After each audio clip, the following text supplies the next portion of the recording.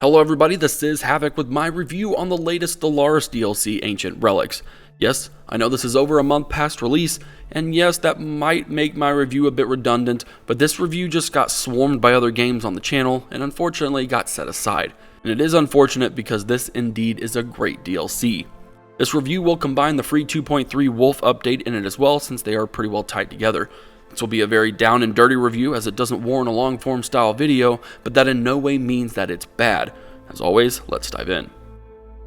Ancient Relics is a DLC focused on story, especially with its new mechanic Archaeology. When exploring planets, you'll come across archaeology dig sites, essentially a multi-staged anomaly that will require a scientist to excavate.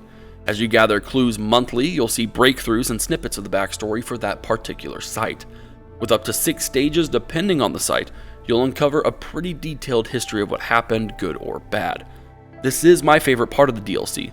Each of the stories I've uncovered was extremely well written and vastly unique. It became my goal to uncover all the sites as quickly as I could, just so I could see what stories would unravel. It is a great example of how to implement minor stories and add some history into a grand strategy game, especially in the context of something as huge as a galaxy. On completion of each stage in a dig site, you'll have a chance to collect a new resource, minor artifacts. Minor artifacts can be used in the same way as edicts, providing you with certain buffs empire-wide for a set period of time. They can also be sold, though I never found it worthwhile to do so. Relics are the bigger, more profound aspect of the DLC. Each relic comes with substantial effects for various aspects of your empire and requires influence to activate it.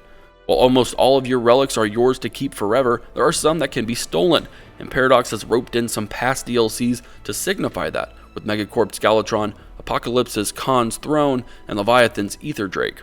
Paradox incorporating and reworking past DLC aspects into this pack is another part of this DLC that really impressed me and is a great incentive for those considering the pack.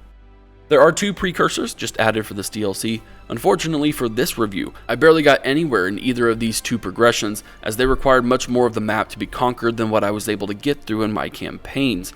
But judging from other people's reviews on YouTube and online, they seem to work for this DLC pretty well, so I'm glad that's the case, and maybe once I have time to finish my campaigns I can see that for myself.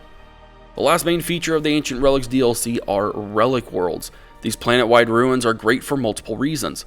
First, they act as a dig site and can provide you with multiple unique deposits should you choose to take it over. Second, they sound amazing in the game.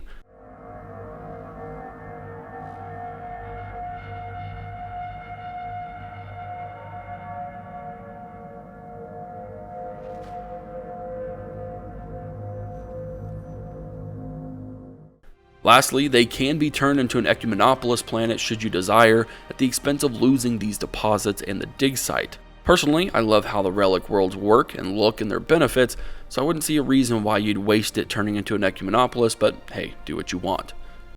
Switching over to the Wolf update, in the past the planet type was automatically determined by the buildings you built.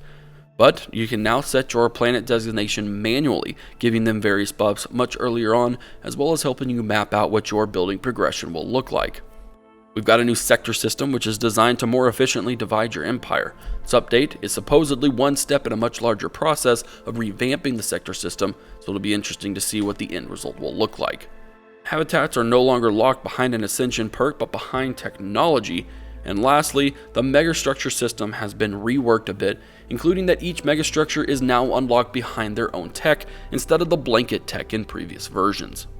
In conclusion, the Ancient Relics DLC is a very fun, in-depth DLC. It is not feature-heavy, but the features it does have make for a very engaging way to create a unique, interesting playthrough.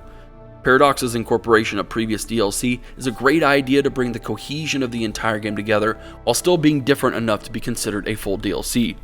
Overall, it enhances the gameplay of those who enjoy that story-driven type of content in the context of grand strategy, and it's one that I would highly recommend across the board. And the Wolf update, as always with these DLCs, tends to have some very positive, forward-thinking ideas and ways to make your empire management a bit easier. Thank you for taking time to look at my review on the Ancient Relics DLC. Apologies again on the delay. I will be more dutiful in the future to get these types of reviews out either by the embargo date or shortly thereafter. Still, if you enjoy the content, be sure to subscribe to the channel, leave your comments in the comment section down below, and check out my Patreon as a way to both support the channel and engage with what content comes out for it. This is Havoc, and I'm out of here.